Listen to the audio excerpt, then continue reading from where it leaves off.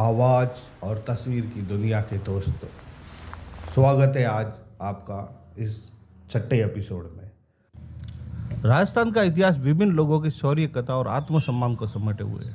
जी हाँ दोस्तों, आज हम बात करने जा रहे हैं जिसने कभी अपने आत्मसम्मान को झुकने नहीं दिया, चाहे उसे उसके लिए कितनी भी बड़ी कीमत चुकानी पड़ी हो। हम बात करते जा रहे हैं जैसलमेर की राजकुमारी उमा देवी के बारे में, जो शादी के पश्चात जिंदगी भर अपने पति से रूठी रही, उनसे अलग रही। इसी वजह से उन्हें इतिहास में रूठी रानी के नाम से प्रसिद्ध हुई।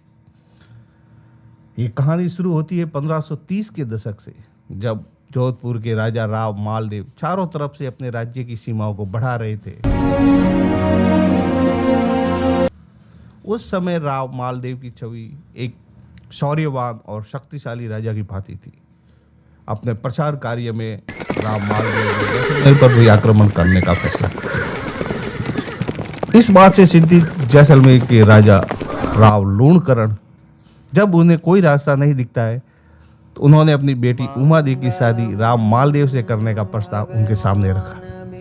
कहा जाता है कि उमा देवी बेहद सुंदर और चतुर थी। इस वजह से राव मालदेव ने लूणकर का यह प्रस्ताव स्वीकार कर लिया और उमा देवी से 1533 में विवाह किया। उमा देवी भी राव मालदेव जैसे पराक्रमी पति को पाकर काफी खुश थी। यहाँ दोस्तों, जब दोनों की शादी हुई तब एक राजस्थान की परंपरा के अनुसार राव लूणकरण ने अपनी बेटी को दहेज में दासियां भी दी। उनमें से एक दासी का नाम था भारमली, जो दिखने में बहुत ही ज्यादा सुंदर थी। विवाह संपन्न हो जाता है और बाद में राव मालदेव जैसलमेर किले में ही रात्रि विश्राम के लिए रुक जाते हैं।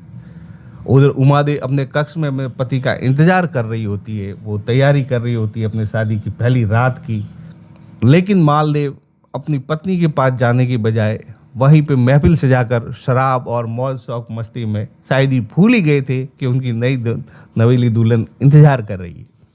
लंबा समय बीत जाता है और जब वो अपने शयन कक्ष में जो सुहागरात के लिए सजाया जाता है वहाँ तक नहीं पहुँचते हैं, तो उमा देवी अपनी दासी भारमली को कहते हैं कि जाइए आप मालदेव को बुला लाइए।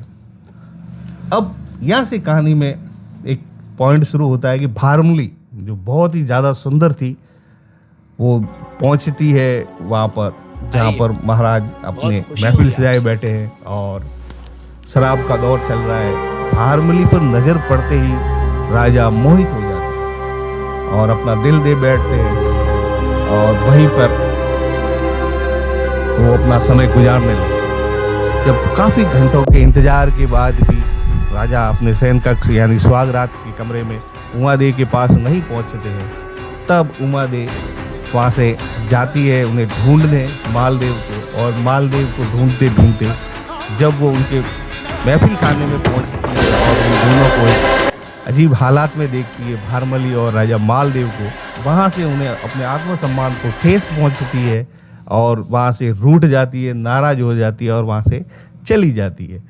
अब जब सुबह राजा का नशा उतरता है और उन्हें रात के हालात के बारे में जानकारी मिलती है, तो वो काफ़ी चिंतित होते हैं और शर्मिंदा होकर रानी उमा देवी के पास जाते हैं और उनसे माफ़ी मांगते हैं। लेकिन रानी उमा देवी उन्हें माफ़ नहीं करती और कह देती है कि आप हमारे लायक नहीं हो, आप यहाँ से चले जाइए।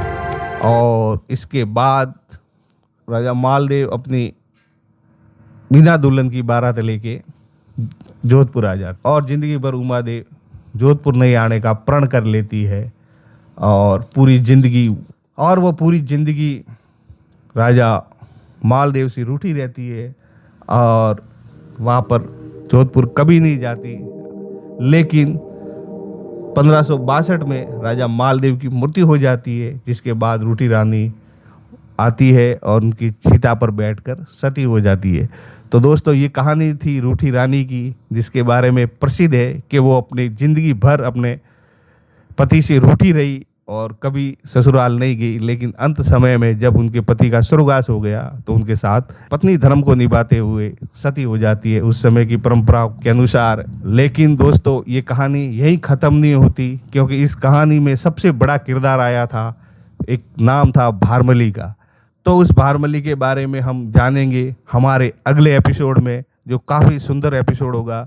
और आपसे कमेंट में हम इच्छा रखेंगे कि आप अपने राय हमें दें कि हाँ, क्या हमें बारमली पे भी कहानी करनी चाहिए या नहीं।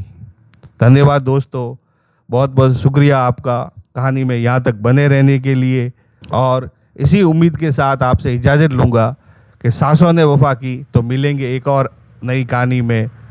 अलविदा दोस्तों, धन्यवाद। अगर आपको कहानी पसंद आई हो तो लाइक करें, अपने दोस्तों के साथ शेयर करें, और अगर पसंद नहीं आई हो तो 4 कहानियाँ सुनने के बाद ज़रूर सब्सक्राइब करें।